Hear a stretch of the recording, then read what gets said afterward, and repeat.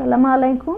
আমরা সাধারণত mother baby one unit গর্ভকালীন অবস্থায় অবস্টেট্রিশিয়ান প্রসূতি স্ত্রীরোগ বিশেষজ্ঞরাই মাকে চেক আপ করে থাকে, কিন্তু বিশেষ কিছু ক্ষেত্রে দেখা যায় যে বাচ্চা গর্ভাবস্থায় থাকা অবস্থাতেই আমরা নিওনেটোলজি হেল্প নিয়ে থাকি, তাদের সাথে আমরা পরামর্শ করে থাকি। কিন্তু সবকিছুই কিন্তু গর্ভকালীন অবস্থায় বাচ্চার জন্য আমরা নিওনেটোলজিস্টের সাথে আমরা পরামর্শ নেই না, কিন্তু বিশেষ ক্ষেত্রে গর্ভাবস্থায় আমরা নবজাতকের বিশেষজ্ঞ যারা তাদের পরামর্শ নেই। যেমন মা যদি নেগেটিভ হয়, বাবা পজিটিভ, এবং দেখা গেল তার আড়াইশ অ্যান্টিবডি টাইটার যদি ওইভাবে বাড়তে থাকে, তাহলে এটা অবশ্যই বাচ্চা গর্ভাবস্থায় থাকা অবস্থাতেই আমরা নিওনেটোলজির সাথে পরামর্শ করে সেই বাচ্চাটা কিভাবে আমরা ম্যানেজ করবো পেটে থাকাকালীন, তাকে ট্রান্সফিউশন দেবো বা ফার্দার যে ম্যানেজমেন্ট, এটা আমরা গর্ভকালীন অবস্থাতেই অবশ্যই নবজাতকের বিশেষজ্ঞদের পরামর্শ নেওয়া থাকে। আরেকটা হলো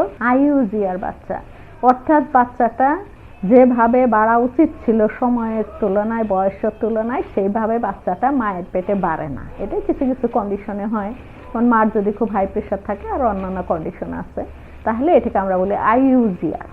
তাহলে বাচ্চাটা মায়ের পেটে যেভাবে বাড়া উচিত সেইভাবে বাড়ে না। সেই বাচ্চাগুলো আমরা অবশ্যই গর্ভাবস্থাতেই আমরা নিওনেটোলজির সাহায্য নিব। আরেকটা হলো আমাদের হাইড্রোকেফালাসের বাচ্চা, যে বাচ্চা অনেক বড় থাকে, সেই বাচ্চাটা আমরা কখন কিভাবে ডেলিভারি কি করব, এগুলো আমরা কনসাল্ট করে থাকি নিওনেটোলজিস্টের সাথে।